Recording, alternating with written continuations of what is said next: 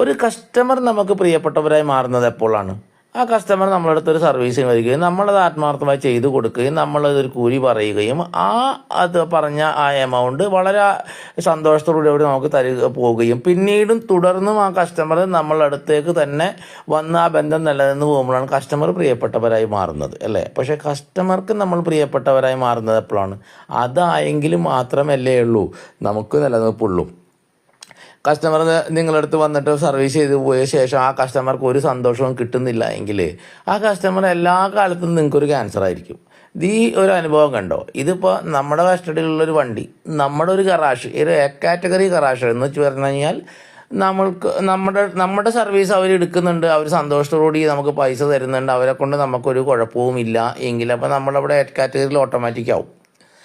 പക്ഷേ അത് കഴിഞ്ഞ് നമ്മൾക്കൊരു സർവീസ് തരാൻ അവർ ശ്രമിക്കുമ്പോൾ അവർ പറഞ്ഞ ഒരു വാക്കുകളും പാലിക്കാതെ ഏകദേശം വലിയൊരു എമൗണ്ടിന് ആ ചോദിക്കണ പൈസ ചോദിക്കണ സമയത്തെല്ലാം കൊടുക്കുകയും അതിനുശേഷം കൊടുത്തതിൻ്റെ 4/1 വിലയ്ക്ക് ഇതേപോലെ സ്ക്രാപ്പായിട്ട് കൊടുക്കേണ്ടി വന്നു കഴിയുമ്പോൾ ആ കസ്റ്റമറെ പറ്റി നമ്മളെന്താ ചിന്തിക്കുക? അനുഭവം ആർക്കുണ്ടാവുന്നതല്ല. ഗറാഷ്യൻ മേഖലയിൽ കള്ളനാണയങ്ങളൊന്നും തന്നെ ഇല്ല, സത്യമായൊരു വർക്ക് ചെയ്യുന്നവരാണ് എന്നാണ് പൊതുവെ ഒരു വിശ്വാസം. പക്ഷേ അങ്ങനെയല്ല, കള്ളനാണയങ്ങൾ അവിടെ ഇവിടെയൊക്കെ ഒളിഞ്ഞിരിപ്പുണ്ട് എന്നും അത്തരം പേരുടെ മുമ്പിൽ പോയി പെട്ട് കഴിഞ്ഞാൽ ആട്ടിൻതോളത്ത് ചെന്നായ പോലെ കുറച്ച് പേരെങ്കിലും ഉണ്ട് എന്ന് തന്നെയാണ് എൻ്റെ ഒരു അനുഭവം കൊണ്ട് എനിക്ക് മനസ്സിലായത്. അങ്ങനെയുള്ള ഒരു കസ്റ്റമറുടെ അടുത്ത് ഒരാൾ നമ്മളെ പറ്റിക്കുന്നുണ്ടെങ്കിൽ അതിൻ്റെ പരിപൂർണമായ ഉത്തരവാദിത്വം നമുക്ക് തന്നെയാണ് എന്ന് വിശ്വസിക്കുന്ന ഒരാളാണ് ഞാൻ. പക്ഷേ ഇത്തരം ഒരു മേഖലയിൽ നിൽക്കുമ്പോൾ അങ്ങനത്തെ ഒരു കേടുപാടുകൾ ഉള്ളവർക്ക് പിന്നീട് നിലനിന്ന് പോകാൻ ഭയങ്കര ബുദ്ധിമുട്ടായിരിക്കും. പറ്റിക്കുന്നവർ പറ്റിക്കട്ടെ.